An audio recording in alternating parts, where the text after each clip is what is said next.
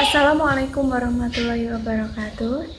Saya dari kelompok 9 akan menyampaikan makalah Masail Fiqhiyah, Eutanasia, dan bunuh diri. Tapi sebelumnya perkenalkan, nama saya Malika Roshita Dewi. Yang pertama kali saya sampaikan di sini adalah yang pertama, definisi bom bunuh diri dan eutanasia. Kata bom berasal dari bahasa Yunani, yaitu bombas, sebuah istilah yang meniru suara ledakan bom dalam bahasa tersebut. Dalam Kamus Bahasa Indonesia, diartikan sebagai senjata peledak, peluru besar yang isinya mampu meledak. Bunuh diri dalam bahasa Inggris, dalam budaya atau budaya Jepang dikenal dengan istilah harakiri, atau dalam bahasa Inggrisnya suicide, adalah tindakan mengakhiri hidup sendiri tanpa bantuan aktif orang lain. Bunuh diri adalah mematikan diri sendiri, sedangkan bom bunuh diri yaitu orang yang bunuh diri menggunakan alat peledak. Dalam rangka memenuhi ambisinya, biasanya bom bunuh diri dilakukan pada situasi perang yang sudah tidak menemukan jalan lagi, dalam artian jalan buntu untuk dapat mengalahkan musuhnya. Bom adalah alat yang menghasilkan ledakan yang mengeluarkan energi secara besar dan cepat. Ledakan yang dihasilkan menyebabkan kehancuran dan kerusakan terhadap benda mati dan benda hidup di sekitarnya. Bom bunuh diri atau juga dikenal sebagai bom manusia atau human bombing, menurut Nawaf Hail Takruri adalah aktivis seorang mujahid mengisi tas atau mobilnya dengan bahan peledak.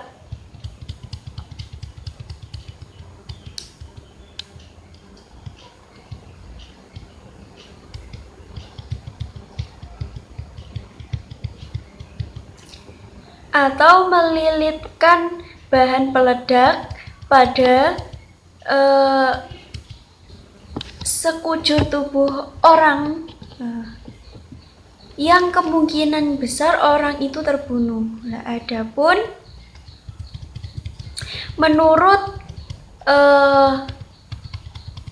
Muhammad Tahmah Al-Haddad, bom bunuh diri adalah aktivitas seseorang mujahid yang melemparkan dirinya ke kematian untuk melaksanakan tugas berat, dengan kemungkinan besar tidak selamat, akan tetapi dapat memberi manfaat besar bagi kaum muslimin. Bom bunuh diri yaitu kegiatan bunuh diri yang dilatar belakangi keyakinan pada pelaku bahwa perbuatan tersebut merupakan salah satu bentuk perjuangan untuk memperjuangkan kebenaran. Dalam bahasa Arab, bom bunuh diri disebut intihar, yang berasal dari kata kerja nahara yang berarti menyembelih, dan membunuh, yang artinya seseorang menyembelih dan membunuh dirinya sendiri. Eutanasia berasal dari kata eu yang artinya baik atau bagus, dan thanatos yang artinya mati. Jadi eutanasia artinya mati yang baik tanpa melalui proses kematian dengan rasa sakit atau penderita yang berlarut-larut. Dari pengertian tersebut dapat disimpulkan bahwa eutanasia adalah usaha dan bantuan yang dilakukan untuk mempercepat kematian seseorang yang menurut perkira sudah hampir mendekati kematian, dengan tujuan untuk meringankan atau membebaskan dari penderitaannya. Eutanasia dapat dibagi pada dua macam, yaitu eutanasia aktif dan eutanasia pasif. B. Jenis-jenis eutanasia. Yang pertama yaitu eutanasia aktif atau positif, yaitu apabila seorang dokter melihat pasien dalam keadaan penderitaan yang sangat berat karena penyakitnya yang sulit disembuhkan dan menurut pendapat penyakit tersebut akan mengakibatkan kematian, dan karena rasa kesakitan kerasa kesakitan tersebut oleh penyakit tersebut, si penderita ini melakukan penyuntikan untuk mempercepat kematiannya. Eutanasia yang kedua adalah eutanasia pasif atau negatif, yaitu apabila dokter tidak memberikan bantuan secara aktif untuk memproses kematian pasien jika seorang pasien menderita penyakit dalam stadium terminal yang menurut pendapat dokter sudah tidak mungkin lagi disembuhkan, maka kadang-kadang pihak keluarga karena tidak tega melihat seorang anggota keluarganya berlama-lama menderita di rumah sakit, lalu mereka kepada dokter untuk menghentikan pengobatan yang akibatnya si penderita akhirnya meninggal. Terdapat di firman Allah Subhanahu wa taala di surat Al-Imran, yaitu di ayat 156 yang bunyinya yang artinya Allah menghidupkan dan mematikan dan Allah melihat apa yang kamu kerjakan.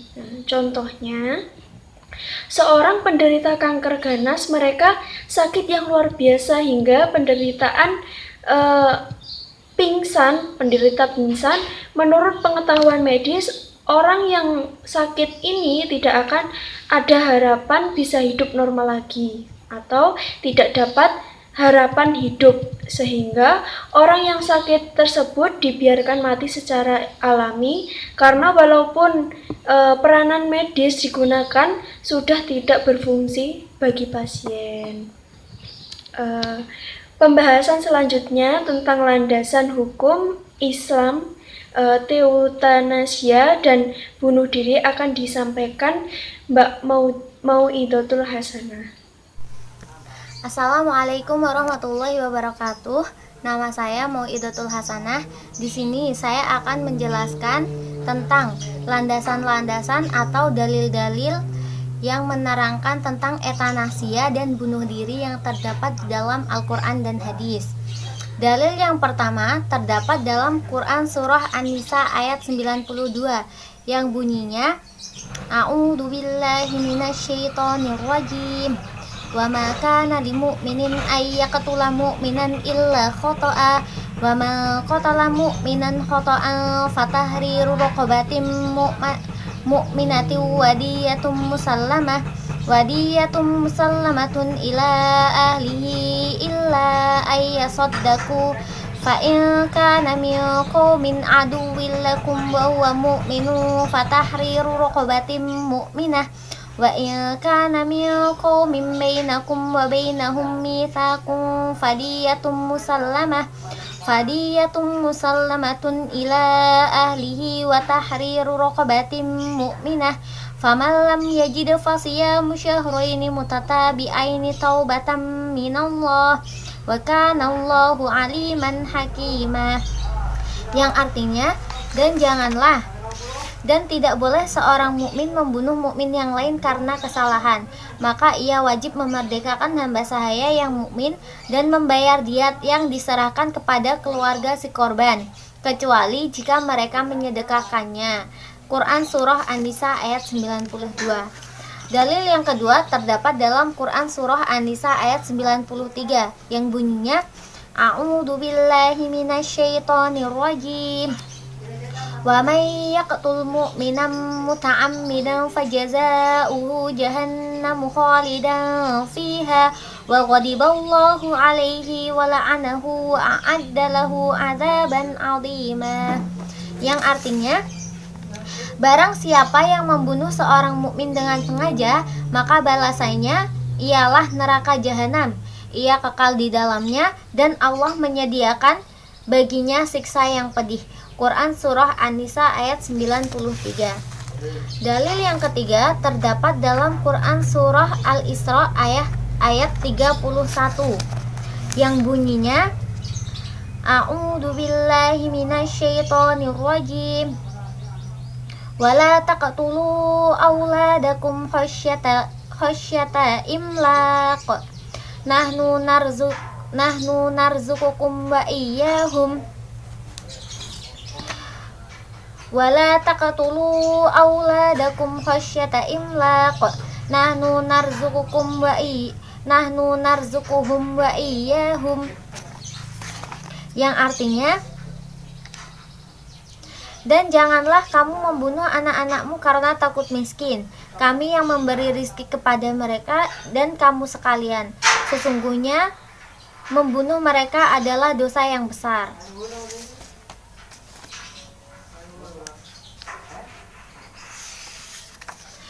Dan yang keempat, dalil yang keempat terdapat dalam surah Al-Isra ayat 33 yang bunyinya wala taqtulun nafsallati harramallahu illa bil haqq, yang artinya, dan janganlah kamu membunuh jiwa yang diharamkan oleh Allah kecuali dengan hak. Dalil yang kelima terdapat dalam Quran Surah Al-An'am ayat 151 yang bunyinya wala taqtulu auladakum min imlaq nahnu narzuqukum wa iyyahum, yang artinya, dan janganlah kamu membunuh anak-anakmu karena takut miskin. Kami yang memberi rezeki kepadamu dan anak-anakmu. Quran Surah Al-An'am ayat 151. Tidak hanya di dalam Al-Quran saja, tetapi dikuatkan dengan hadis Rasulullah Shallallahu Alaihi Wasallam. Dari Ibnu Mas'ud radhiyallahu anha bahwasanya Rasulullah Shallallahu Alaihi Dari Ibnu Mas'ud radhiyallahu anhu bahwasanya Rasulullah Shallallahu Alaihi Wasallam bersabda, la yahillu damu mri'in muslimin hatta yashhadu an la ilaha illallah wa anna muhammadar rasulullah illa bi ihda salasin as-sayyibu zani wa nafsu bin nafsi wa tariku lidinihi al-mufariqu lil jamaah. Tidaklah halal membunuh seorang muslim kecuali membunuh seorang muslim yang telah bersaksi bahwasanya tidak ada Tuhan selain Allah dan bahwasanya Rasulullah adalah utusan Allah, kecuali karena 3 perkara. Yang pertama, seseorang yang telah menikah tetapi berzina. Yang kedua, seseorang yang sengaja membunuh saudara muslim yang lainnya. Yang ketiga, seseorang yang keluar dari agamanya dan memecah diri dari jamaahnya. Hadis riwayat Bukhari Muslim. Dari pemaparan Mbak Malika dan Mau'izatul Hasanah, saya bisa mengambil kesimpulan bahwasanya bom bunuh diri itu sangat menodai citra Islam. Islam mengajarkan bahwa kematian datang dengan tidak seorang pun yang dapat memperlambat atau mempercepatnya. Allah menyatakan bahwa kematian hanya terjadi dengan izin Allah, dan kapan saat kematian itu tiba telah ditentukan oleh Allah. Dalam Islam, kematian adalah sebuah gerbang menuju kehidupan abadi di akhirat, di mana setiap manusia harus mempertanggungjawabkan perbuatannya selama hidup di dunia di hadapan Allah. Dan mengenai euthanasia, Kode Etik Kedokteran Islam yang disahkan oleh Konferensi Internasional Pengobatan Islam yang pertama menyatakan bahwa euthanasia aktif sama dengan halnya dengan bunuh diri dan tidak dibenarkan sesuai dengan ajaran dan firman-firman Allah dalam Al-Quran. Adapun etanesia yang dilakukan oleh dokter dalam menyelamatkan ibu yang melahirkan dengan cara mematikan bayi yang dikandungnya, ini dibolehkan karena darurat. Sedangkan sebagian ulama Syafi'iyah berpendapat bahwa pelaku etanesia atas persetujuan korban dibebaskan dari hukuman karena persetujuan korban menjadi objek etanesia. Statusnya sama dengan pembunuhan, baik dari hukuman qisas maupun diat, maka dia bebas dari hukuman. Lalu sebenarnya apa saja yang bisa menyebabkan orang bunuh diri? Bunuh diri pada dasarnya disebabkan karena lemahnya iman dan kurangnya penanaman agama sejak dini. Oleh karena itu, sangat penting untuk ditanamkannya pendidikan agama sejak dini agar bisa membentengi iman dan mental pribadi manusia. Demikian yang bisa kami sampaikan dari kelompok 9. Saya Mira Miniarti, Malika Rosita Dewi, dan Moidotul Hasanah menyampaikan terima kasih dan mohon maaf yang sebesar-besarnya bila ada kekurangan. Itu semua semata-mata dari kami pribadi. Wassalamualaikum warahmatullahi wabarakatuh.